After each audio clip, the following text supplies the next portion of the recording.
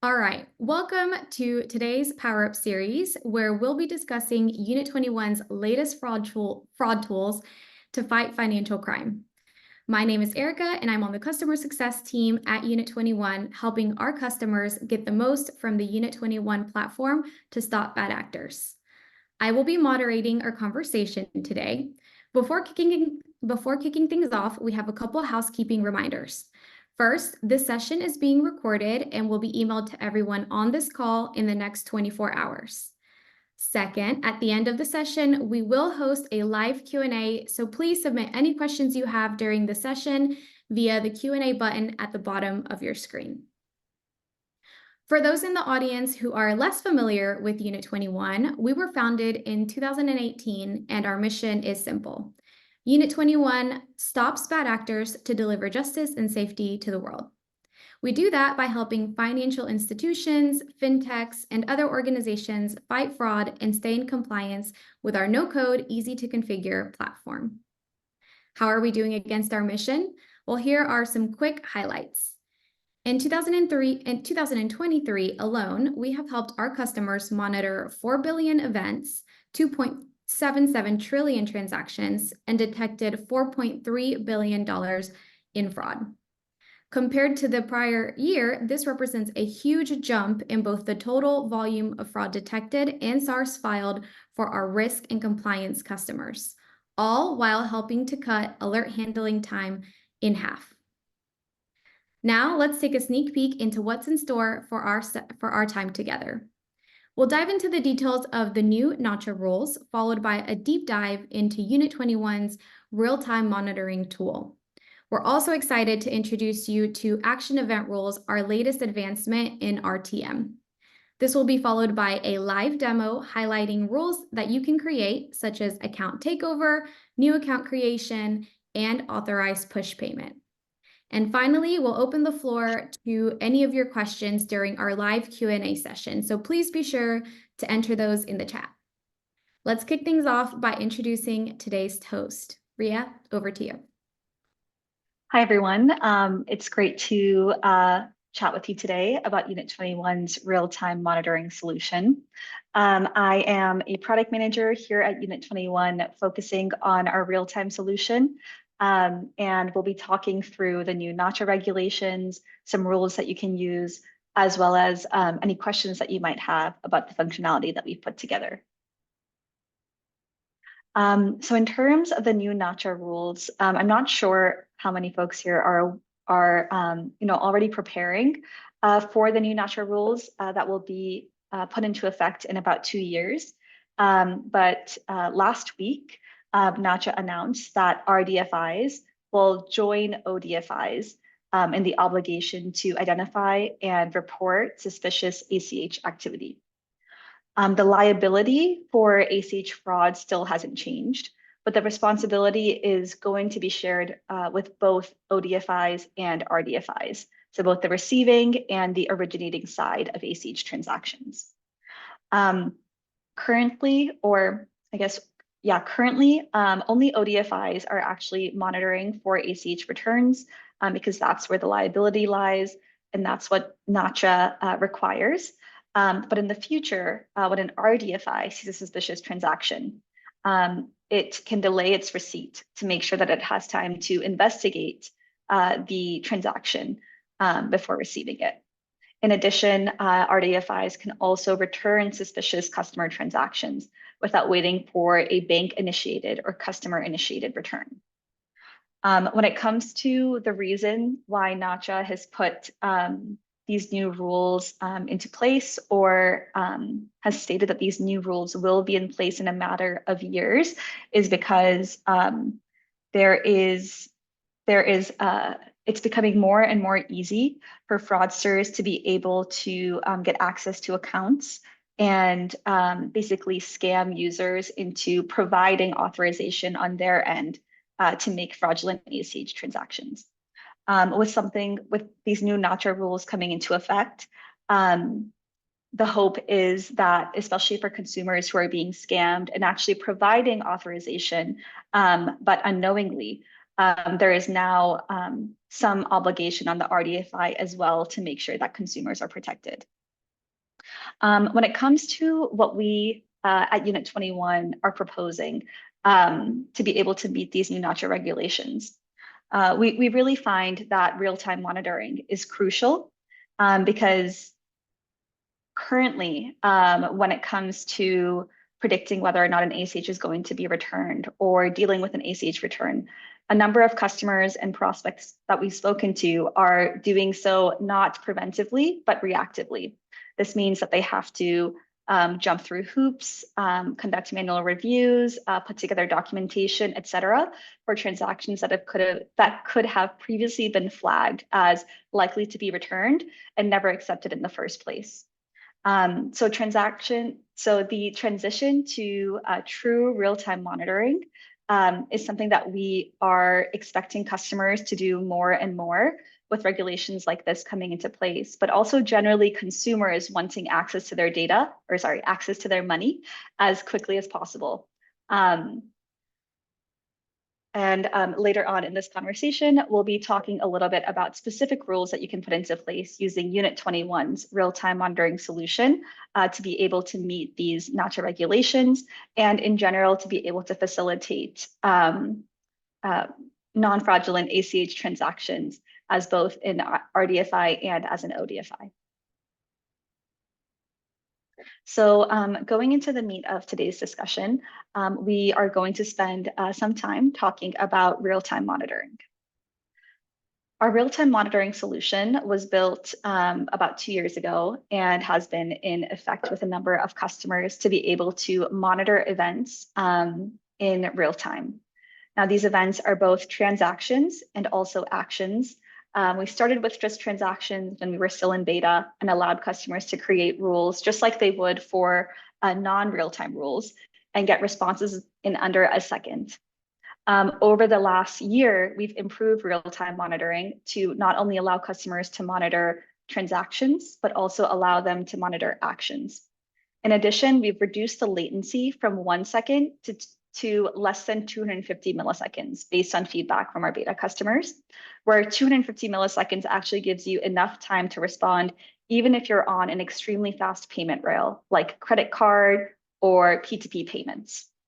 So with our real-time, in addition, we built a new front end for real-time monitoring. So instead of asking customers to use the front end that had been built for scheduled rules, we created something a little bit more user-friendly, a little bit more suited to the real-time use case that allows customers to write, test, and deploy rules in minutes. So there are a couple of things that our real-time solution is particularly good at least from what we've heard from our customers so far. One is that it doesn't require there to always be an alert generated. If you'd like, you could run real-time rules on a specific transaction or action, and based on the result of those rules, you could decide to automatically block that transaction or action, automatically restrict the entity that has been flagged, or automatically approve as well. So one thing is, alerts don't always have to be generated. Instead, we always have logs at the event level, and then for audit purposes, but an action can be taken automatically.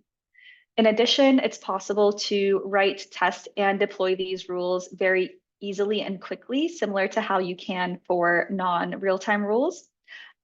Basically, customers who have access to the real-time monitoring front end are able to very easily create rules and then also validate them on historical data to ensure that the results are as expected prior to having these rules in production. This is extremely important, especially for real-time rules where you're usually dealing with things like credit card transactions or peer-to-peer payments where if there is a mistake, there might be a very large volume of transactions coming through or being blocked unnecessarily or by mistake. So our validation actually allows you to make sure that any real-time rule you're creating, you're also validating on historical data, reviewing to ensure that the data looks as expected, and only then putting into production without any additional engineering work on your end or the need to go into a sandbox environment and create new data. It should all be doable by non-engineers and by fraud and operations teams, fraud and compliance teams on their own. The last thing that our real-time monitoring rule allows for is to ensure that good customers are allow listed. Basically, there are times when customers are being flagged for potentially having, for potentially fraudulent or suspicious transactions or actions. But after looking into them once, you're able to see that there is a specific reason for why that customer is being flagged as a false positive. For example, if one of your customers is a truck driver or something else where their location changes often, it's possible that real-time rules are actually flagging every time their IP address from where they're making a transaction is very far away from the IP address that they registered from. But for a customer where that makes sense, because the context of that customer is that they are a truck driver, you want to allow list that customer, at least from that specific rule, so we don't keep flagging on them. And that basically allows our customers to cut down on false positives and ensure that they're spending their operational resources as effectively as possible. So moving on to why we built our real-time solution in the first place, we are seeing that the global real-time payment market is growing. I mentioned earlier in the call that consumers are getting more and more used to having instant access to their money and the ability to instantly transfer that money elsewhere, whether it's to a vendor, a merchant, or to another consumer. It really does seem like the journey to real-time payments is one that is going to continue regardless of the risks associated with it because of what consumers are requesting and requiring, and also what they're able to do around the world in different countries. We've seen countries like Brazil offer Pix, India offer UPI, and know that the US is actually lagged behind when it comes to the real-time payment market, but that isn't going to be the case forever. And for our customers, not just around the world, but especially in the US, we think it's important to make sure that we're getting ahead of what consumers are demanding, both for growth purposes to ensure that our customers are able to offer consumers what they're looking for, are able to retain their consumers, et cetera.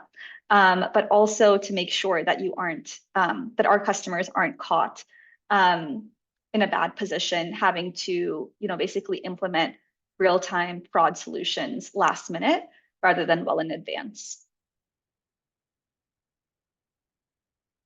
So there are a couple of scenarios that we are able to address by using real-time monitoring.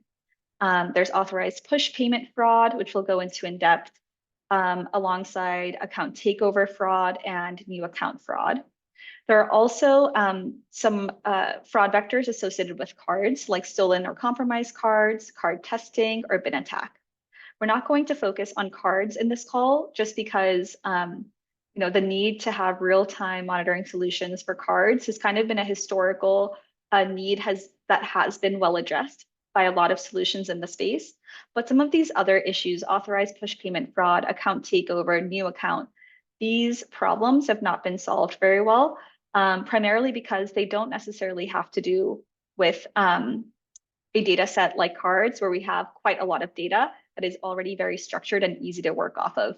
Instead, these types of fraud vectors are a little bit more diverse, harder to predict via machine learning, and something that do require kind of individual rules on our end to be able to flag in real time, depending on the data that you have access to, what you know about your customers, and what you expect from your customers.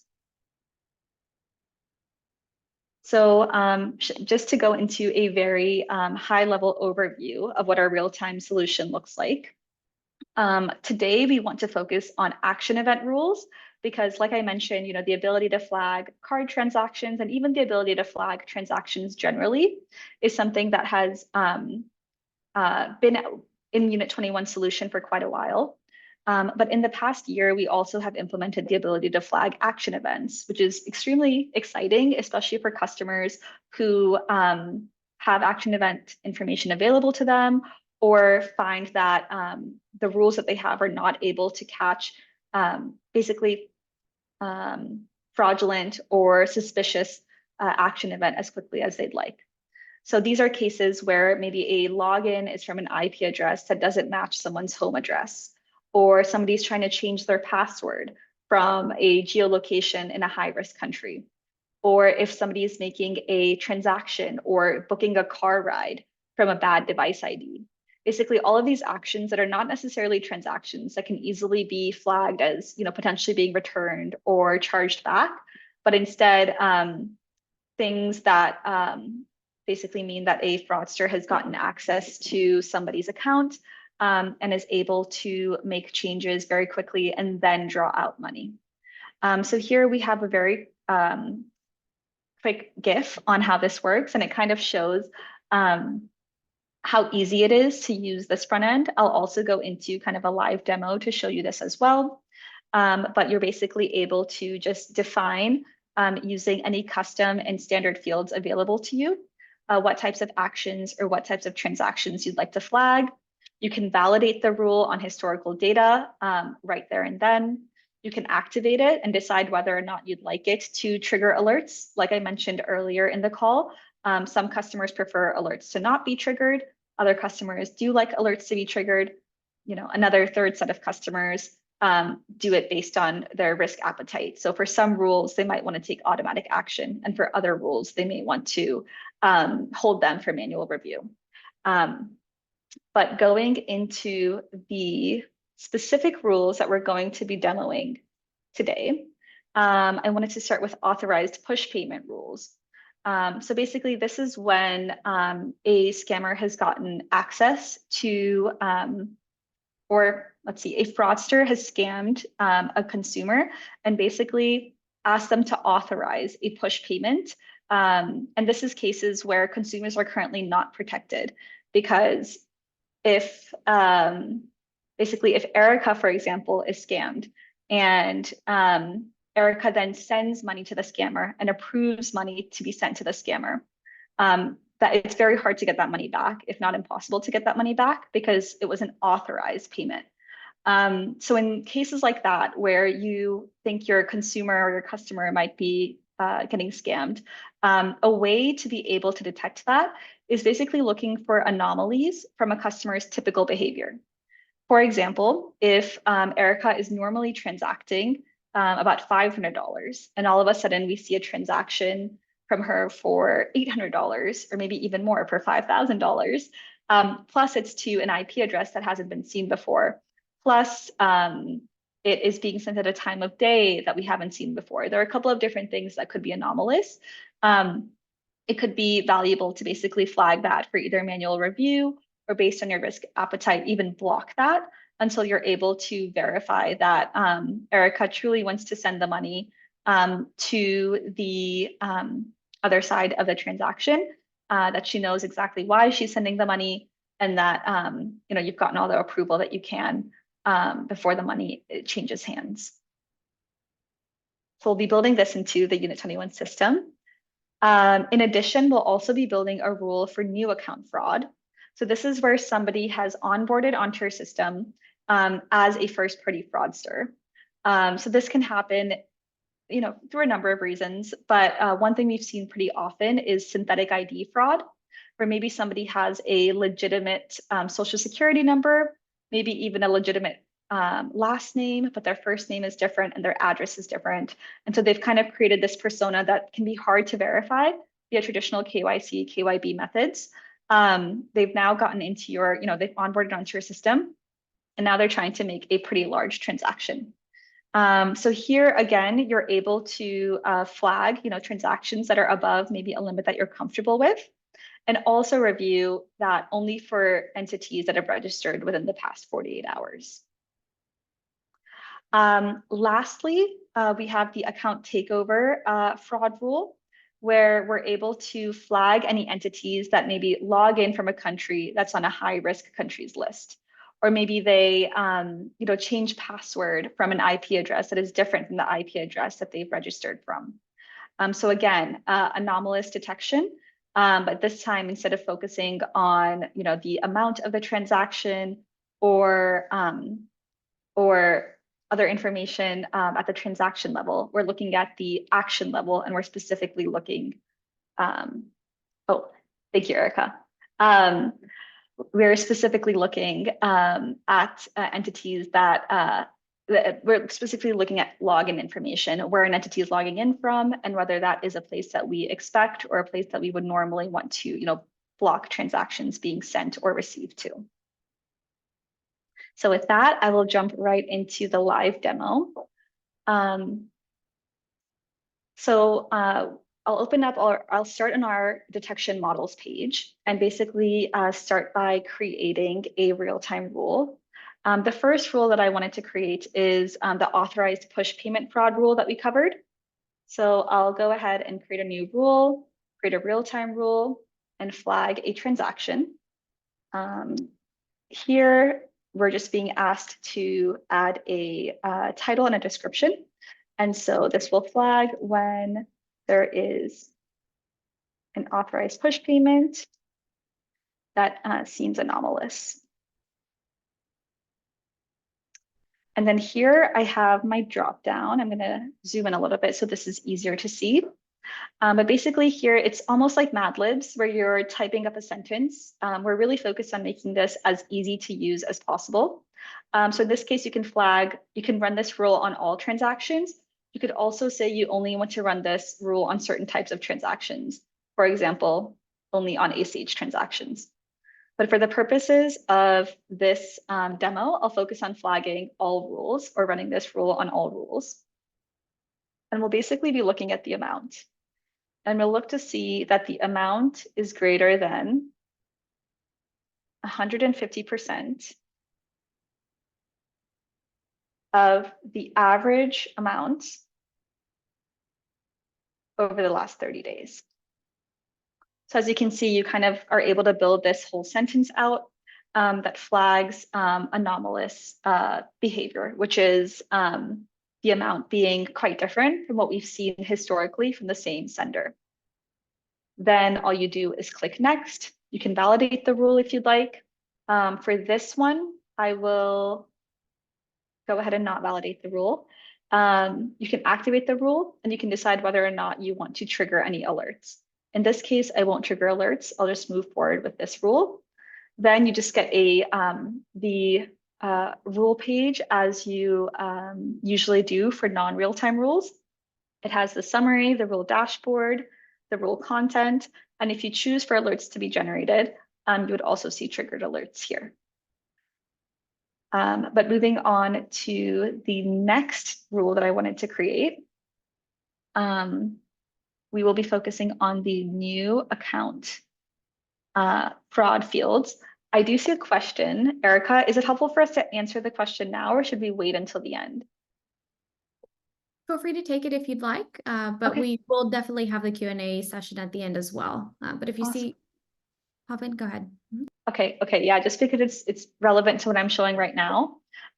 We had someone ask, are there preset fields you filter by, or can we define them on our own? So you can define the fields on your own.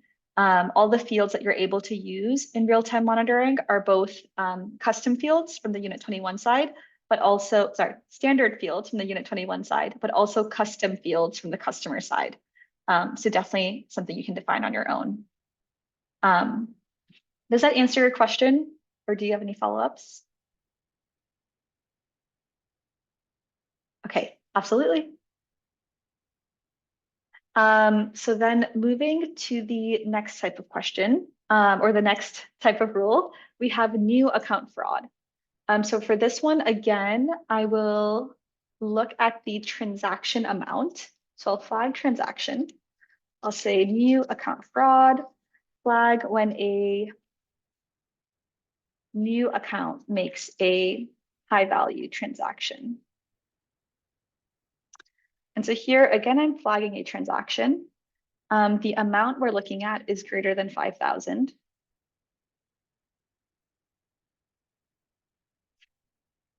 In addition, we want to make sure that we're looking at sender entities that registered within the past 48 hours.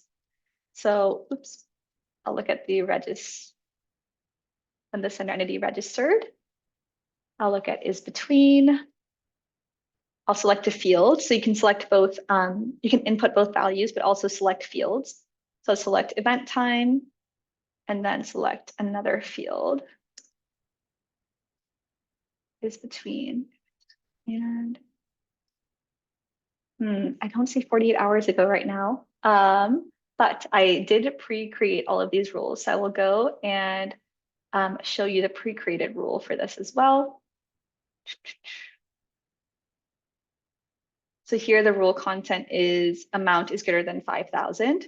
And then sender entity registered at is between event time and 48 hours ago was the other field. It looks like that's been cleared, but basically you would just make sure that you're sending in the event time, and then we would calculate another field that would be 48 hours before the event time. And then with that, I will go into the last type of rule that I wanted to make sure we went over how to create, which is actually flagging an action event. So in this case, we'll be creating an account takeover fraud rule, and we'll flag when an entity logs in from a location on a high-risk countries list. And this is the type of rule we actually see customers creating most often. So we call them matchless rules, where you basically have maybe a list of device IDs, a list of high-risk jurisdictions, maybe even a list of customers that have been blocked by the consortium. There's a couple of different things that you can have there. And then basically in real time, even before a transaction is initiated, or even before the consumer or the user is able to do anything after having taken an action, you can make sure that there's an automatic block put into place. So here we can flag maybe actions of just a certain type. We'll filter just on login actions when the location, so the entity, the geolocation country is in, we'll select a match list, and then we have a match list of high-risk countries. Now, these match lists function just as other match lists do, where you have kind of a list that you can constantly add or remove from. And then actually, just to make this a little bit more interesting, you can always add more conditions as well. So here I could also add, amount. Oh, sorry, that's actually, this is only for action events. So here I would click next. I'll validate, or actually I will activate and trigger alerts on this rule. But then again, you'll get the summary as you would expect for other rules as well. One thing I did want to quickly show is what it looks like to validate a rule. So I'll go into this one since it's a little bit more complex and you see kind of at least one and statement. I'll duplicate this rule. I might add one more condition. You could also add groups if you'd like. I'm going to add one more condition and just do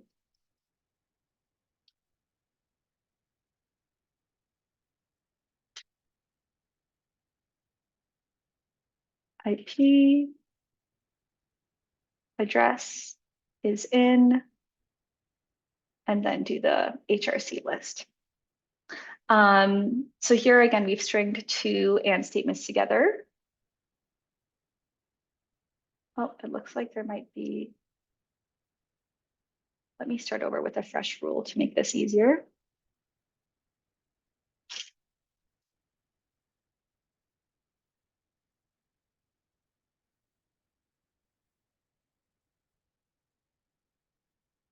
And I'll do our anomalous, just to make it a little bit more interesting. So flag transactions when maybe the amount, again, is greater than or equal to 150% of the average amount over the last 7 days.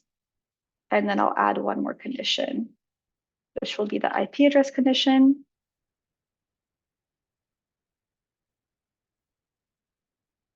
And then this looks like this should be good to go. And then I can validate this rule on historical data. I'll click validate. And then you can always kind of leave the site while the rule is being validated, as you would for non-real-time rules.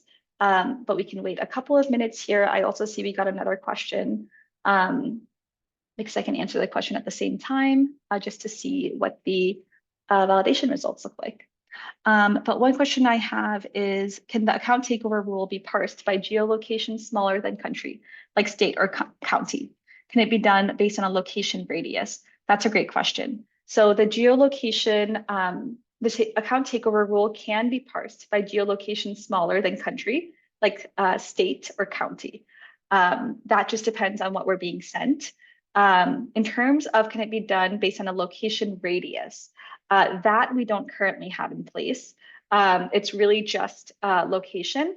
One thing we are considering is the ability to add basically basic math in this real-time rule builder as well. So you could say, this location minus a certain number of miles away, making sure that the account, like the login, isn't being done within that location radius. But right now, it's only based on information that you have, like country, state, county, zip code, things like that, rather than strict radius. Let me know if that doesn't answer your question, though. And then one other question we got, I think maybe we can hold some of these, this other question we got is a little bit more general. So maybe we can hold that until the end, just because there's a little bit more that we'd like to get through first. But thank you for writing your question in. So here you can quickly see the validation results. So what happens here is we go through all of the events that you have in the time zone that you, or the time period that you wanted to validate this rule against. We evaluate the rule on those events that fall in that time frame, and we let you know what that evaluation result is, whether it's pass or fail. So this is just very easily able to help you validate that you are getting the results you expect. You're getting pass where you expect, fail where you expect, and no error messages.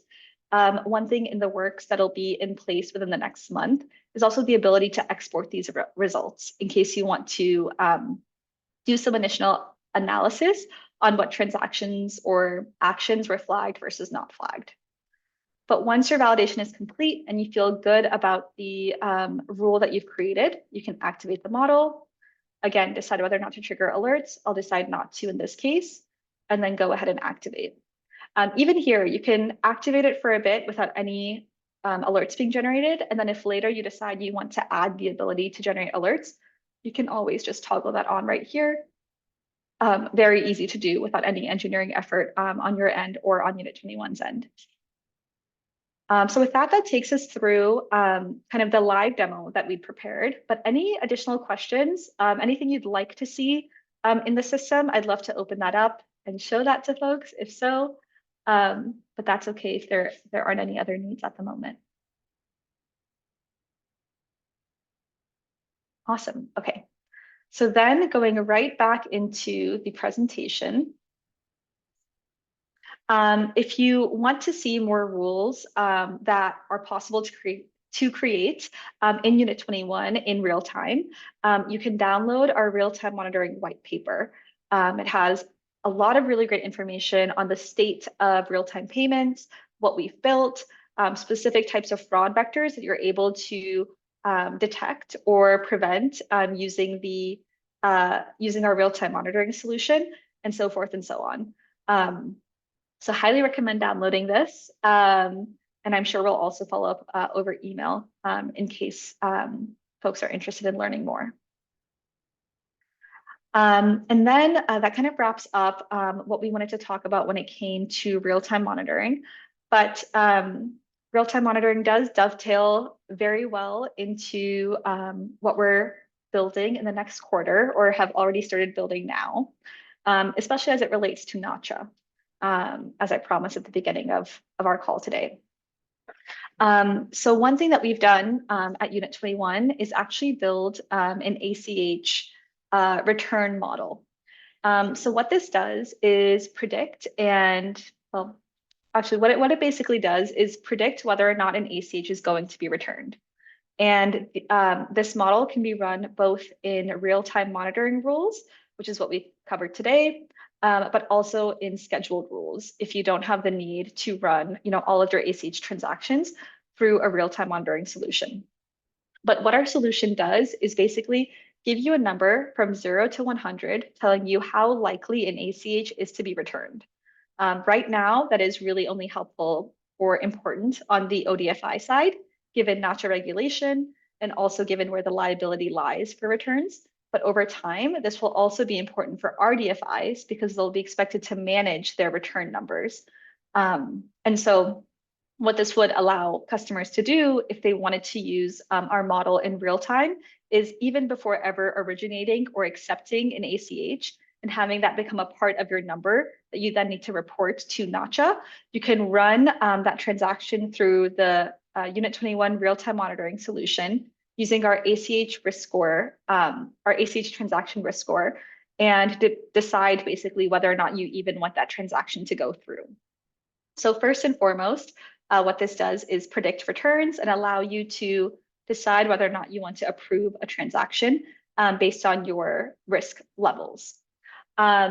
This information or this model is based on not just your data, but also pooled data across customers. So kind of consortium-like data, though you don't have to be part of the Unit21 consortium to be able to access this feature. What this means is that if there's a bad actor who has defrauded customer A that is part of Unit21's system of, or Unit21's network of customers, if that fraudster then goes to customer B, we kind of already have that information being taken into account. So we can warn customer B in advance that this customer has actually proven to be fraudulent elsewhere. So you get a number from 0 to 100. You also get reasons as to why the score is what it is. So in the example I just said, the number one reason might be this person has been flagged by someone else in Unit21's consortium, or this person has been flagged by someone else that is a Unit21 customer. But there can also be other reasons that maybe your team or our team didn't even notice were correlated with ACHs being returned. For example, this zip code seems to be highly correlated with ACH returns. Or when somebody misspells their email address or has a lot of, or uses this particular email domain, there seems to be a higher likelihood of an ACH return. So you'll basically see reasons as well with the score that can help you also create additional rules if you'd like on those specific reasons that we're flagging. But the crux of the solution is to predict returns, reduce rates of returns as well so that you can stay NACHA compliant, as well as unlock fast ACH. So that last portion I didn't touch on too much in the beginning of presenting this solution. But as I've said a couple of times in our call today, consumers are getting more and more used to having access to their money as quickly as possible. And our customers are noticing that if they're able to unlock instant ACH for their consumers, then they're able to activate them faster, retain them faster, and basically make sure any money they've spent on acquiring those customers is, has been well spent because they're actually able to activate them, retain them, and monetize on those consumers. So there's basically two sides of the coin. One is, predicting returns, reducing rates, basically reducing fraud losses and staying compliant. But the other side is more around growth. So it's offering instant access to funds for consumers and hopefully allowing them to then lead to an increase in revenue for your company by spending on your platform, staying on your platform, so forth and so on.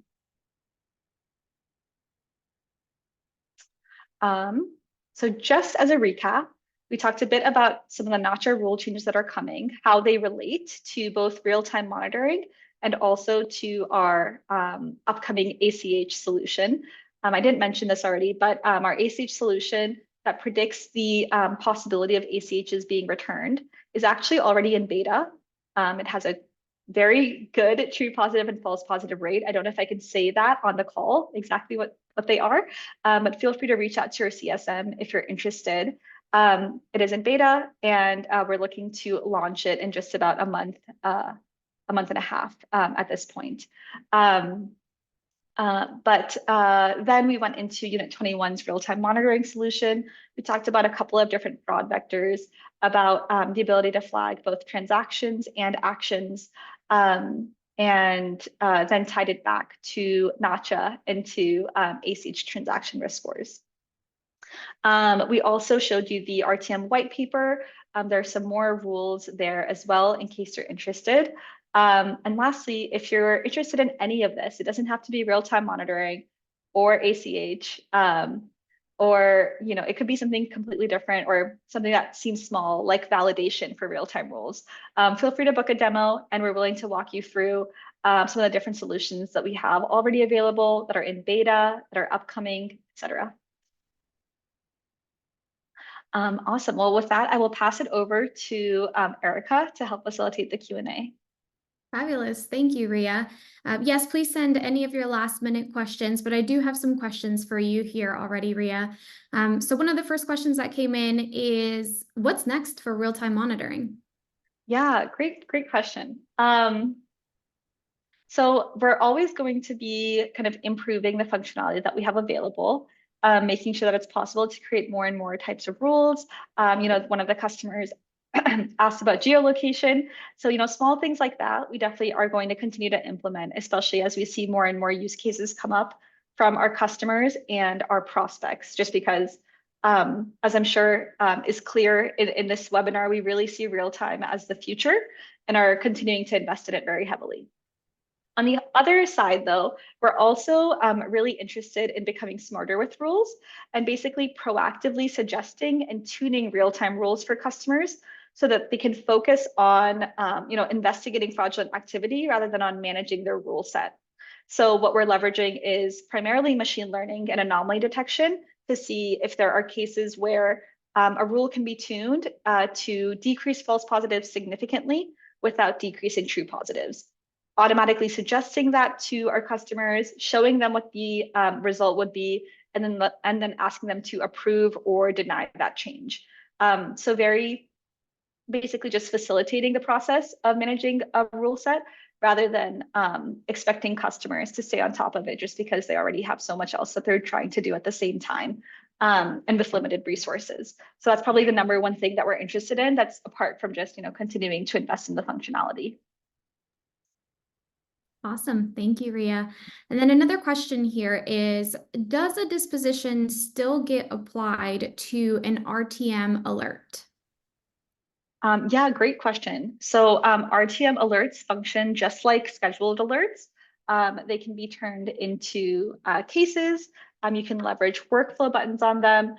Yes, you can definitely apply dispositions to them as well. And you can also require dispositions to be applied to them. But you can basically think of real-time monitoring alerts just like non-real-time monitoring alerts in terms of all the functionality that's tied to them.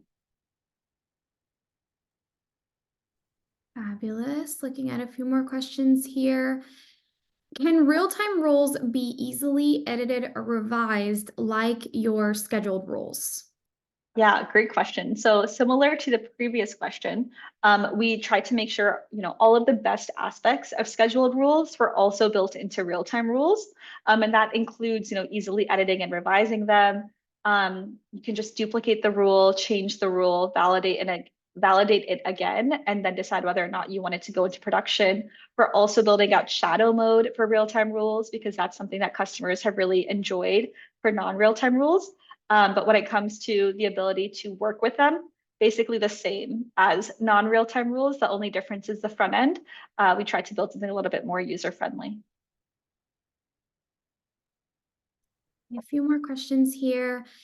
What is real time? What's the true delay? Yeah, that's a great question. Because we got a lot of conflicting answers actually when we asked our customers and our prospects about what exactly they meant when they asked for real time. For us, real time is under 250 milliseconds.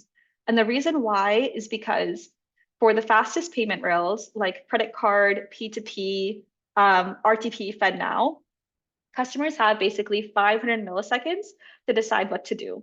So And all of that time cannot be spent just evaluating rules and getting the response. They need to be able to send the item for evaluation, get a response, and then very quickly decide what to do based on that response.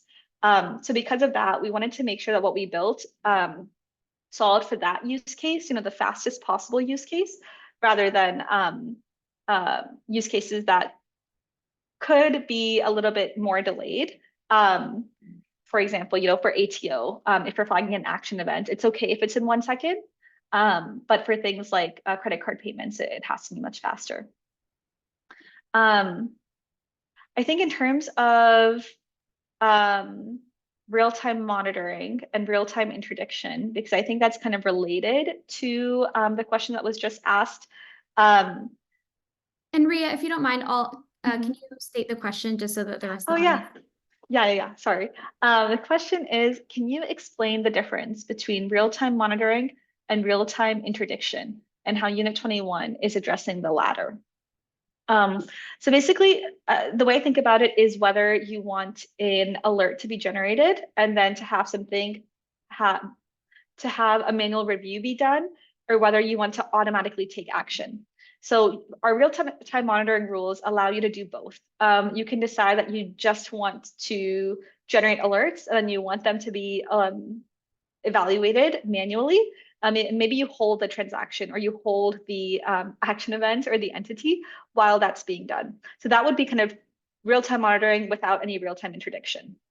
But our solution also allows you to do real-time interdiction, which is where you run a rule on a transaction or an action, or a set of rules on a transaction or an action. And then you decide to automatically either approve or block or take other action based on the response of the real-time rules. So that would be basically consuming the API response that we send and deciding on your end based on the response what you're going to do, whether that's block an account, send out an RFI, block a transaction, so forth and so on. Does that answer the question?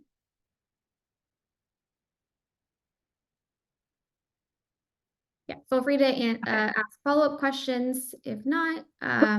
But I think that's what we have for today. So thank you so much, Ria, and thank you to everyone that attended and sent in questions. If you've got any other questions, please feel free to either reach out to your CSM if you're a current customer, or reach out to us directly if you're not, and we'd be happy to assist.